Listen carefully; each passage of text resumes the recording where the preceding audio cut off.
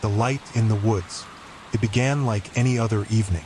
Sarah leashed up Max, her golden retriever, and stepped out into the crisp autumn air. The forest behind her new home in Hemlock Falls stretched endlessly, its towering trees swaying gently under the weight of the season. The townsfolk had warned her, time and time again, "Don't go into the woods after dark," the elderly shopkeeper had said, his voice low and serious.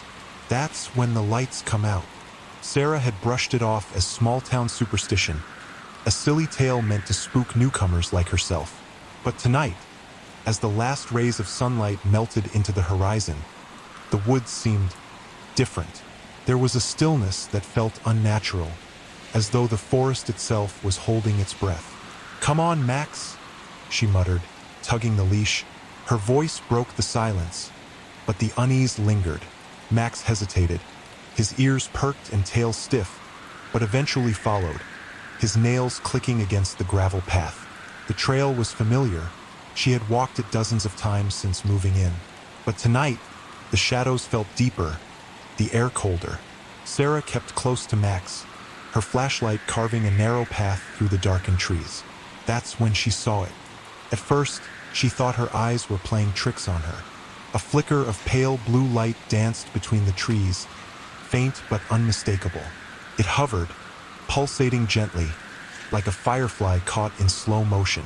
"Must be kids with flashlights," she whispered, though the words felt hollow in the empty woods. Max growled low, his hackles rising. Sarah tightened her grip on the leash, her heart thudding in her chest.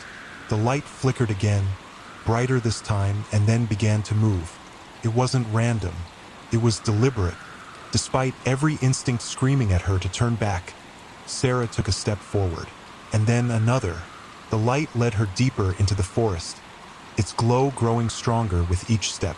Max whimpered, his normally boundless energy replaced with trembling fear.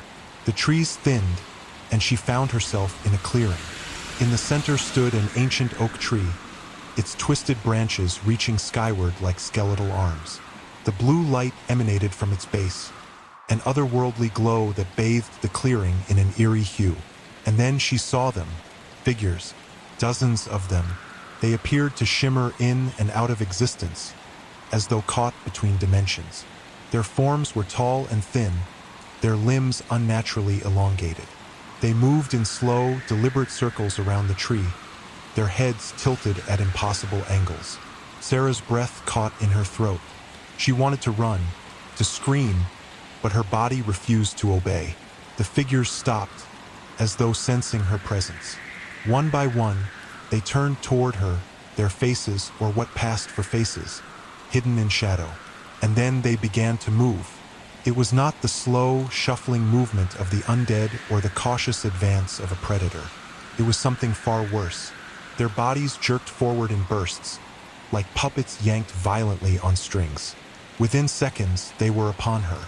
Max barked furiously, snapping Sarah out of her paralysis. One of the figures reached out, its hand impossibly long, its fingers ending in sharp, claw-like tips. Max lunged, teeth sinking into the figure's arm. There was no scream, no sound at all, but the figure recoiled, its movements unnaturally fast. "Run!"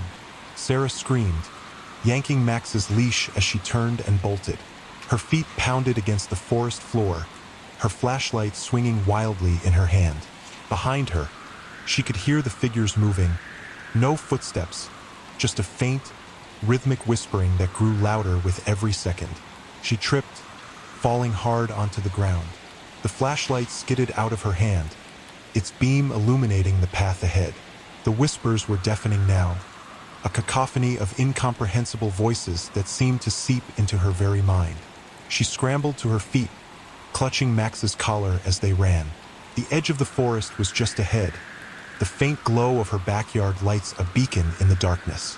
She didn't dare look back, not even when she felt the icy chill of something brushing against her shoulder. They burst through the tree line and into the safety of her yard. Sarah slammed the door shut behind them, her hands trembling as she locked it. Outside, the woods were silent once more. No whispers, no light. But as she stood there, catching her breath, she noticed something. Max was staring out the window, his body still and tense.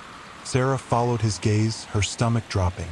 There, at the edge of the forest, was the faint, pulsating glow of blue light.